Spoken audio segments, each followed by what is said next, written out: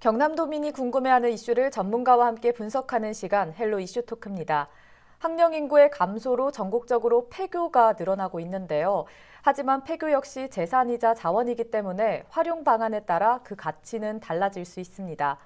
이에 경남도의회 윤성미 의원은 경남도의 미활용 폐교가 가장 많다는 점을 지적했고, 이에 경남도 교육청은 올해를 폐교 감축의 해로 정하며 발빠른 행보에 나섰는데요. 자세한 내용 분석해 보겠습니다. 오늘 패널 소개합니다. 경남도의회 교육위원회 부위원장인 윤성미 의원 나오셨고요. 경남도 교육청 재정과 황둘숙 과장 나오셨습니다. 어서 오십시오. 반갑습니다. 네, 반갑습니다. 네, 반갑습니다.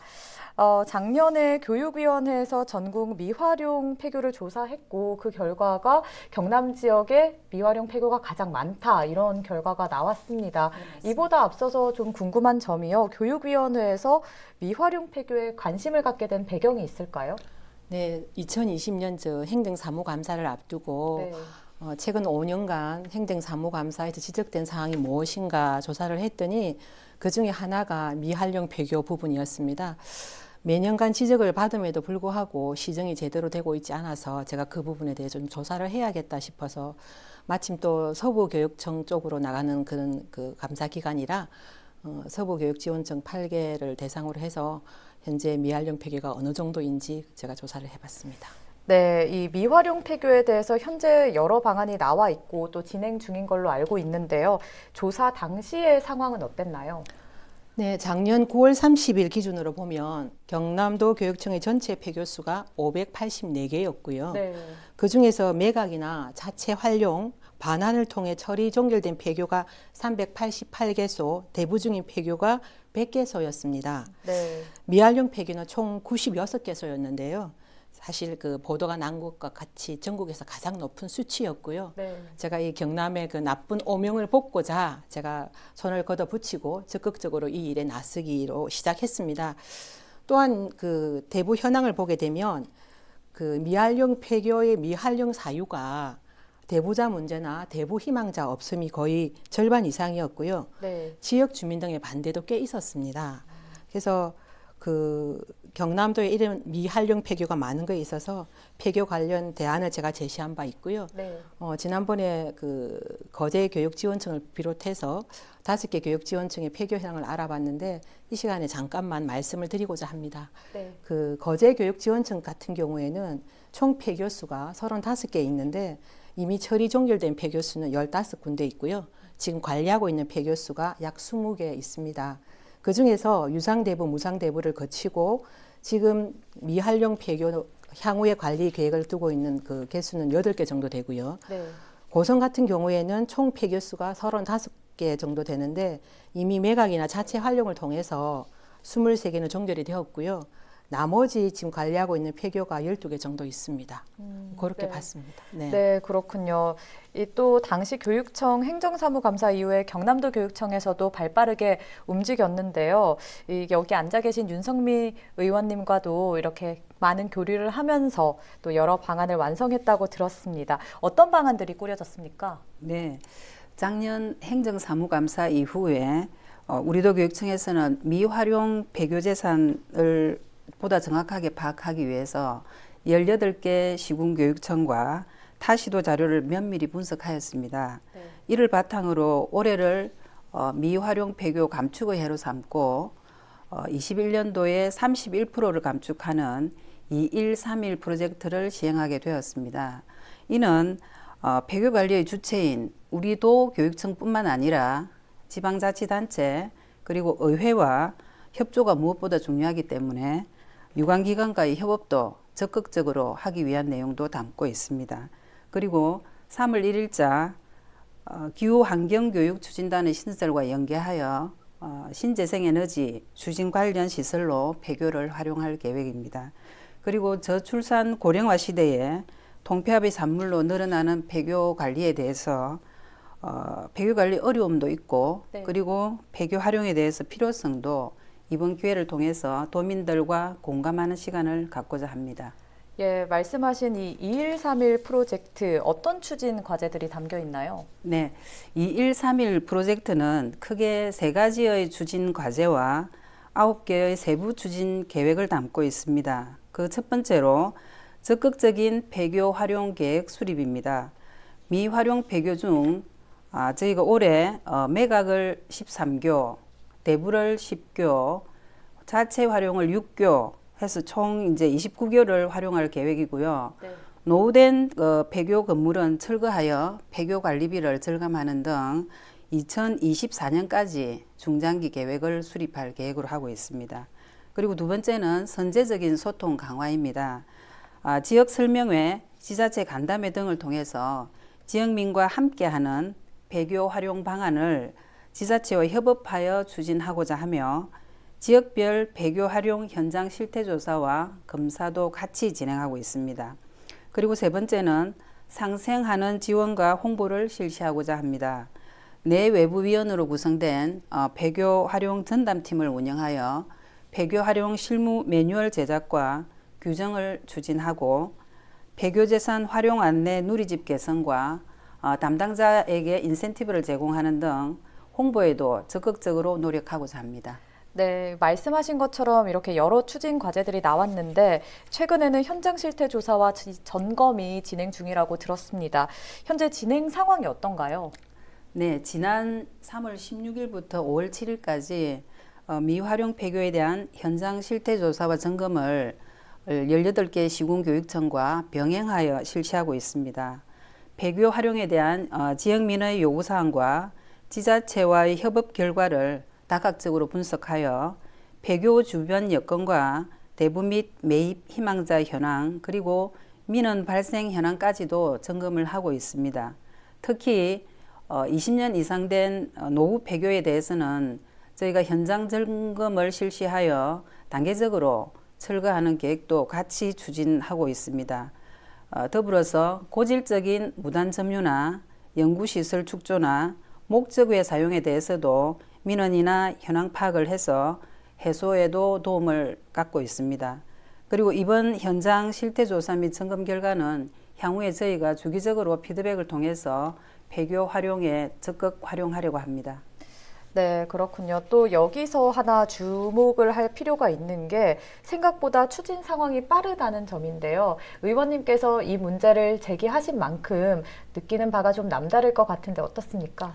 예, 제가 행감에서 지적한 바와 같이 폐교의 미활용 문제는 한 부서가 따로 전담해야 된다고 생각합니다. 그래서 교육청의 TF팀 제안을 제가 말씀을 드렸고요. 네. 그래서 이 TF팀이 현지를 직접 방문해서 학교 동창회 관계자나 주민들을 만나서 직접 의사소통을 통하여서 그 미활용 폐교가 좋은 부분으로 이용될 수 있도록 현장에 나가는 팀들을 만들어 말씀을 드렸는데 다행히 교육청에서 제가 이렇게 건의드렸던 제안들을 적극적으로 또 발빠르게 시행해 주셔서 감사하고요. 이 시간을 들어서 고맙다는 말씀을 전하고 싶습니다.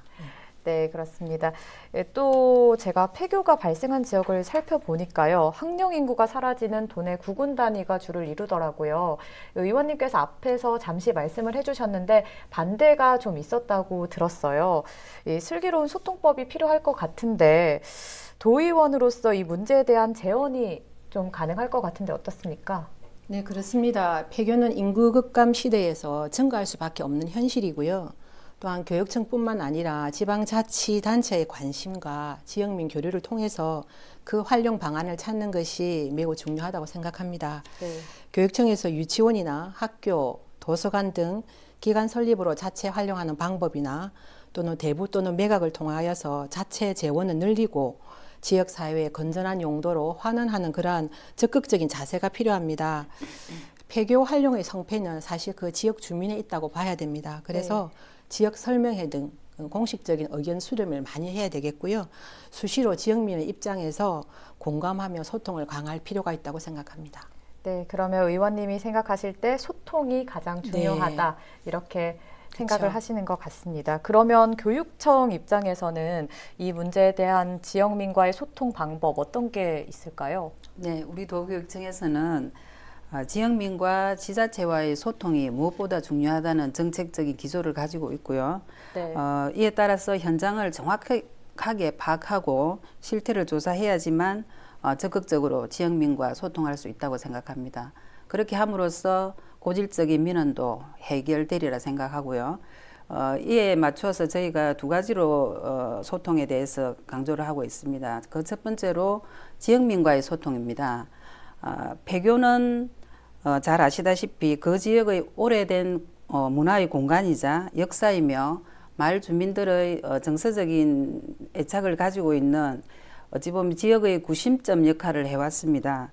그래서 폐교의 활용에 있어서는 우선적으로 우리 지역 주민에게 동의와 설명회, 간담회 등을 통해서 지역 주민이 활용할 수 있는 그런 시설로의 우선 활용을 추진하고 있고요. 그리고 두 번째는 지방자치단체와의 그 소통에 있어서는 폐교는 지역민에게 있어서는 밀접한 관련을 갖고 있기 때문에 지금 현재 18개 교육지원청의 교육장님들께서 적극적으로 시장 군수님들과 간담회를 통해서 소통을 하고 계십니다. 더불어서 저희가 요청할 부분은 중앙정부의 어촌 뉴딜 정책이나 그리고 이제 거점 사업에 있어서 지역민과 연계하여 사업을 할 수 있도록 지자체와도 적극적인 소통을 하고 있습니다. 네, 과장님께서도 이 도교육청 입장에서도 지역민과 또 지자체와의 소통이 핵심이다, 이런 말씀을 해주셨습니다. 또 의원님께 하나 질문을 드리고 싶은 게요. 사실 모든 프로젝트가 완벽하기 어렵습니다. 그런 만큼 이 2131 프로젝트 역시 부족한 점도 있을 수 있고 진행하다 보면 미흡한 점도 있을 수 있는데요. 보완해야겠다라는 생각이 든 부분이 있을까요? 네, 폐교 활용 방안을 마련함에 있어서 지역별 특색을 조금 고려하는 것이 필요하다고 생각됩니다. 예를 들어서 통영 같은 경우에는 사실 섬이 많아서 분교가 아주 많습니다. 네. 그래서 이러한 도서 지역의 폐교는 어떻게 처리해야 할 것인가에 대한 좀 더 세심한 방안을 고민해야 될 것 같고요. 또한 폐교 활용과 관련해서 법령 개정이나 검토가 필요한 부분이 있습니다. 현재 폐교 재산의 활용 촉진을 위한 특별법상의 대부 및 매각에 대한 수의 계약 조건을 완화시킬 필요가 있고요. 그다음에 국토의 계획 및 이용에 관한 법률 제97조에 보면 도시, 군 관리 계획으로 정하여진 목적 이외의 목적으로 매각하거나 양도할 수 없음으로 규정되어 있는데 이 부분에 대한 법적 검토가 또 필요합니다. 그래서 이러한 부분에서도 교육청에서 법령 개정 건의 등 적극적으로 나서 주시기를 또 당부드립니다. 네, 사실 그 특별법 같은 경우에는 어쩔 수 없을 것 같은데 도서 지역 같은 경우는 법안적으로 어떻게 할 수 있는 방법이 있을까요? 우리가 지금 이제 그 97조의 국공유지의 처분 제한에 보면 그 목적에 합당하지 않고는 매각이나 양도할 수 없게 되어 있는데 그러다 보니 폐교 부분에서 이 문제가 많이 물려져서 다양한 용도로 이렇게 용도를 변경하고 싶음에도 불구하고 이 조항 때문에 다시 변경이 못 되는 경우가 많이 있습니다. 그래서 이 부분에 대한 법령 개정 국회에서 하는 것이니 교육청에서도 좀 신경을 써서 이런 부분에 앞장서서 하시면 이런 부분에 좀 더 다양하게 폐교로 이렇게 미활용 폐교가 이렇게 쓰여지지 않겠나라는 그런 생각이 듭니다. 네, 앞서서 윤석미 의원님께서 말씀하신 것처럼 통영과 같은 이 도내 도서 지역의 폐교의 활용이나 관리에 중장기적으로 생각하는 바가 있을까요? 네, 잘 아시다시피 경남은 지리적으로 그 농산 어촌을 끼고 도서벽지가 많은 그 실정입니다. 특히나 통영 같은 경우에는 수려한 경관은 자랑하고 있지만 인구가 적고 접근성이 약한 관계로 도서 지역에 대한 폐교 활용은 낮은 실정입니다. 그래서 타시도 활용 사례에서도 볼 수 있듯이 도서 지역이 가진 장점을 살려서 관광시설이나 휴양시설, 그리고 청소년 수련시설, 그리고 이제 농산어촌의 그 인구 노령화에 따른 노인복지시설 등으로 지역민과 함께 할 수 있는 시설로 활용하는 방법을 저희가 지자체와 협업을 하고 있습니다. 그리고 저희 교육지원청에서는 이제 도서 지역에 우리 도민들이 접근할 수 있는 그런 어려움이 있기 때문에 드론으로 영상을 촬영하여서 누리집에 탑재하는 등 수요자 맞춤형 홍보를 강화하고 있습니다. 네, 과장님 그러면 이 도서 지역 외에도 미활용 폐교를 좀 효율적이고 지속적으로 관리하기 위해서 중장기적 대책이 어떤 게 필요하다고 보십니까? 네, 저출산 고령화 시대에 인구 감소로 증가될 폐교는 비단 경남만의 문제가 아니라 전국적인 현상입니다. 네. 그래서 더욱이 지리적 여건이 어려운 우리 경남에서는 정부의 정책에 따라서 통폐합을 추진할 수밖에 없었고 네.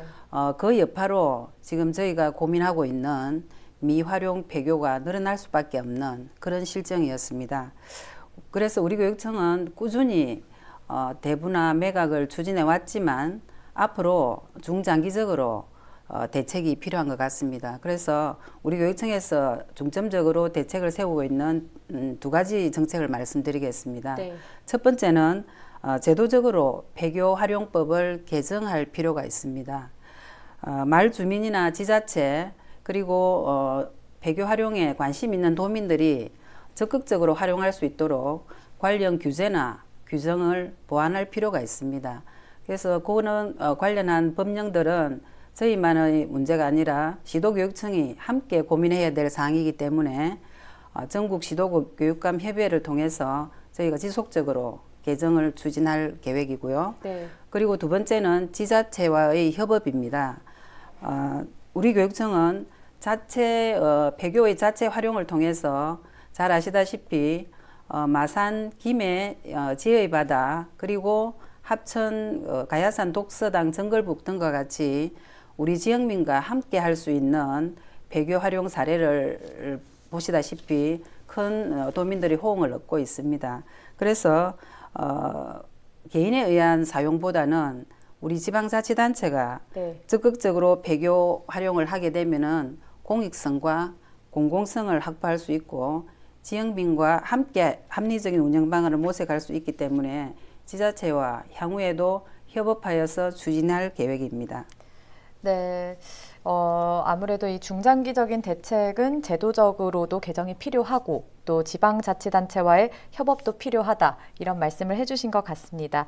경남 미활용 폐교의 활용 프로젝트를 앞으로도 두 분이 잘 진행해 주시리라 기대하고 또 믿어서 지켜보겠습니다.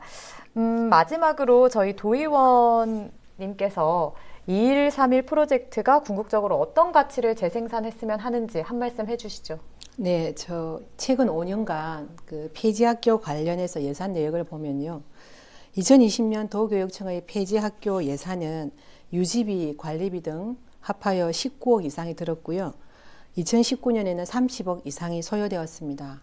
자료에 보시면 아시다시피 2021년에는 2131 프로젝트 진행과 더불어서 예산도 조금 감액을 해서 9억 5천만 원 정도로 계획하고 있는데요. 어쨌든 5년 동안의 그 폐지학교 관련 예산이 거의 지금 86억이 넘습니다. 네.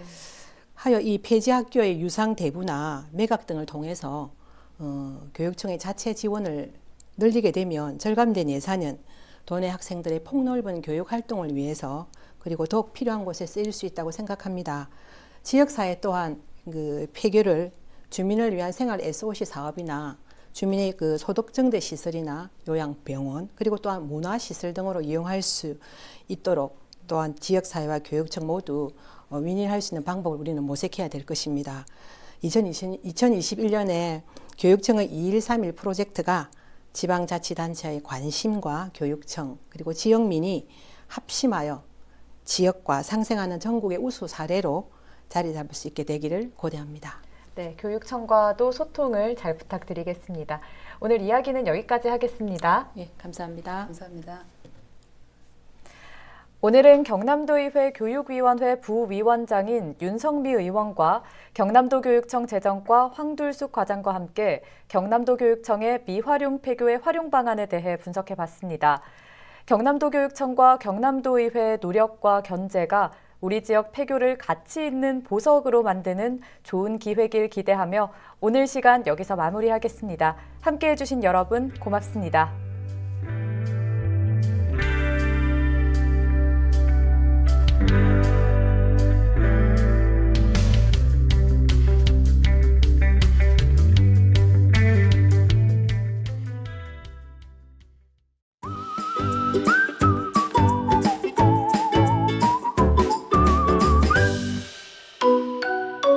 MG 헬로비전.